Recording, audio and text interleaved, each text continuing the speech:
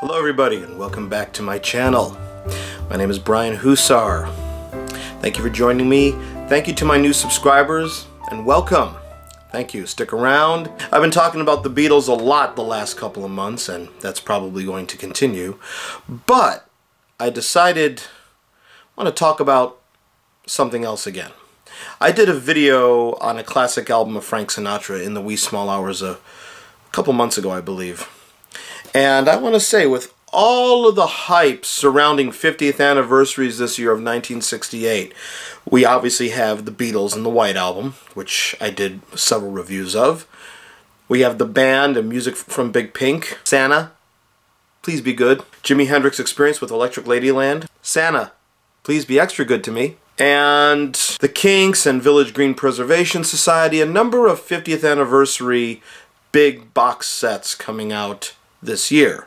Not to mention, this month, Paul McCartney's and Wings' Wildlife box set, and the overly expensive Red Rose Speedway. Christmas money, be good to me. But one anniversary release, and it's a very simple one, that is getting lost in all of this other hype, I feel, and I could be wrong, but this is just my opinion, is the 60th anniversary of Frank Sinatra's 1958 masterpiece, heartbreaking masterpiece, Frank Sinatra Sings for Only the Lonely.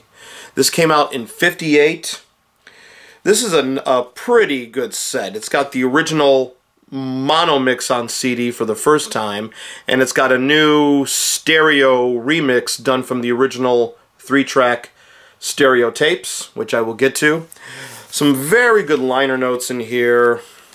A lot of good stuff, from notes from Nelson Riddle, notes from Bill Miller, notes from Billy May.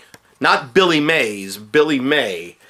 His other arranger. He worked with 3 big arrangers during his Capitol years.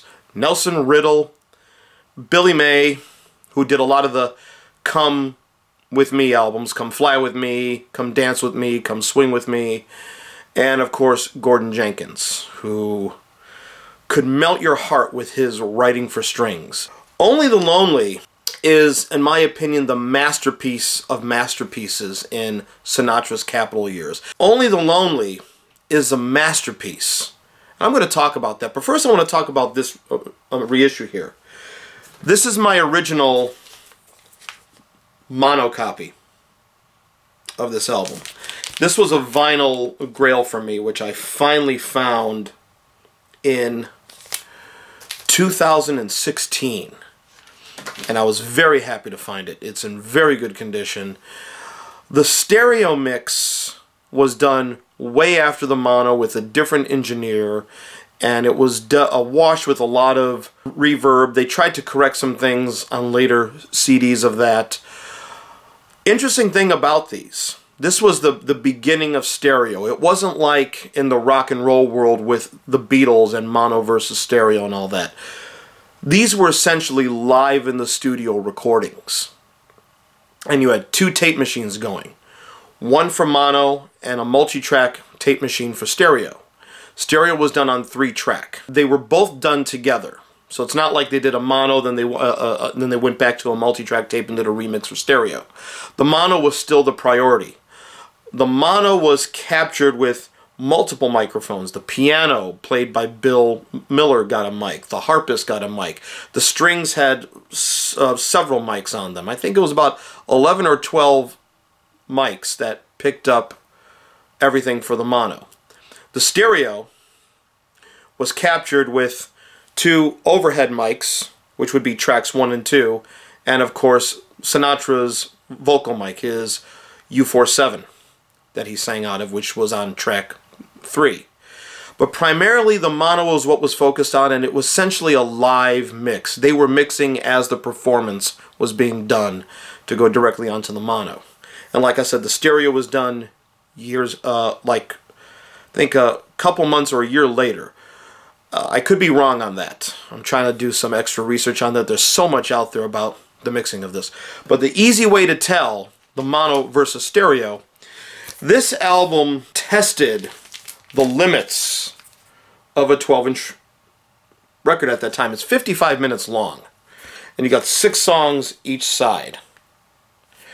For the stereo, they omitted Willow Weep for Me and Spring Is Here. So they omitted 1 song from each side of the album. So for several years, that if you wanted a stereo version of that, you got the album with 2 songs deleted so it could fit onto a single album. This has just been reissued on vinyl as well, with it being a double vinyl album, which is probably about right. It's 12 songs and 3 songs aside. The new stereo mix of this album from the 3-track is probably the best this thing has ever sounded in stereo. You got a beautiful representation of the Capitol Studios room that Sinatra and the orchestra recorded in, with just 2 overhead mics and Sinatra. A beautiful representation of the room without the extra reverb that was added and not massively de-hissed.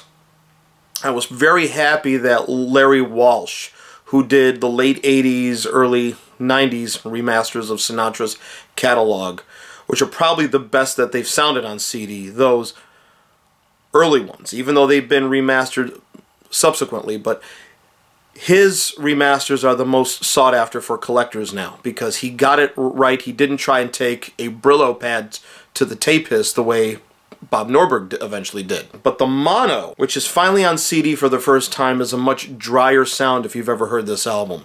The opening track, which is primarily piano in the opening as the lead instrument, is dry. A much more drier sound on solo instruments on this thing. So both of them are good, but I'm happy that there's a stereo that really captures the feel of the room finally. So it's not like in the rock world an elaborate remix like Sgt. Pepper by the Beatles or the White Album by the Beatles. This is a total of 3 mics on 3-track, done at the same time as the mono, 1 recording session, and they were able to get the balance a lot better on this, I feel. But what about this album? This is Sinatra's lonely man persona, the one that I really love. On my previous video, I talked about In the Wee Small Hours and it being the first conceptual album. And by this time, his colleagues were doing even more elaborate concept albums. But here, this is a collection of lonely songs, lonely ballads. But this time, as opposed to In the Wee Small Hours, this is the depths of loneliness. This is going into the darkness head on. I don't think any other artist delved into the dark side of loneliness the way Sinatra does on this album. But Sinatra with these songs, What's New, the title track, Angel Eyes. I think the light moment on this album is Blues in the Night. Unlike In the Wee Small Hours, the lonely man persona on this album, there's something not right in his head. He's dark. In the Wee Small Hours, he's in his room with a cigarette, pacing back and forth, trying to get back to bed, and remembering his lost love that way. So there's a whimsical quality to it. There is a lightness to it, even though touches of the dark are in that album as well. But on this album, I've heard people do Angel Eyes. Sinatra, as I said, milks the lyric for every emotion, and Nelson Riddle's arrangement complements that.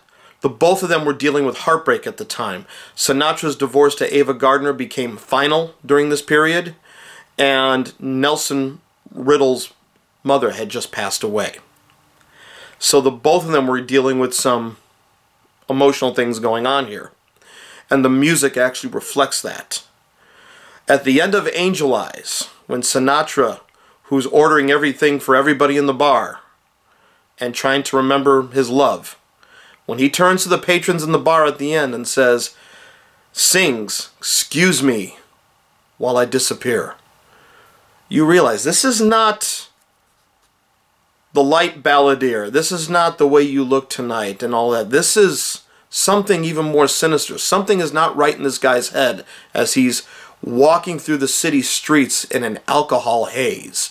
And Nelson Riddle's arrangements, especially on It's a Lonesome Old Town, with the strings and the drunken trombone that is playing. It's a brilliant piece of arranging and vocal on this album, especially when Sinatra goes rubato and the orchestra riddle in one session was conducted by Felix Latkin, following Sinatra with the orchestra. Brilliant performance. I mean, What's New? I heard Linda Ronstadt do What's New, and on this album, he meets his love finally on the street in that alcohol haze, and of course things haven't changed. And the album is capped off by one of Sinatra's best performances in the Lonely Men persona. One for My Baby and one more for the road. Simple backing with him and Bill Miller on piano, and then on the last verse, Riddle brings in his strings, and Gus Bavona on the alto sax comes in. Brilliant performance and a brilliant way to end this album, this masterpiece of an album. Now, there's not too many outtakes on here, and I don't think there would be too many outtakes. They didn't waste tape back then. But you do have the test take of One for My Baby with just Sinatra, Bill Miller, and nobody else. Hearing that stripped down performance is beautiful. And of course you have the session takes for Lush Life, which was attempted during these sessions, and hearing Sinatra say at the end, they're like, let's move on, let's put it to bed till next year, you know? And hearing them all break down and laughing in the studio. It's great to hear how in control Sinatra actually was of these sessions. Even though the sessions were produced by Dave Cavanaugh, everybody says Sinatra was the one basically in control, and the producer was basically in charge of the booth. So, the 60th anniversary of Sinatra's Only the Lonely, Frank Sinatra Sings for Only the Lonely, a masterpiece of an album if you've never heard it. This is a must-have in any music fan's collection, I feel, as well as a lot of Sinatra. You know, and again, I like the albums. I'm not a big compilation fan of Sinatra. The albums have a lot of gems on them. That's my take, and thank you so much. Please hit that subscribe button if you haven't done that already. Please leave me a comment, and please keep them professional. Thank you so much, and until we meet again.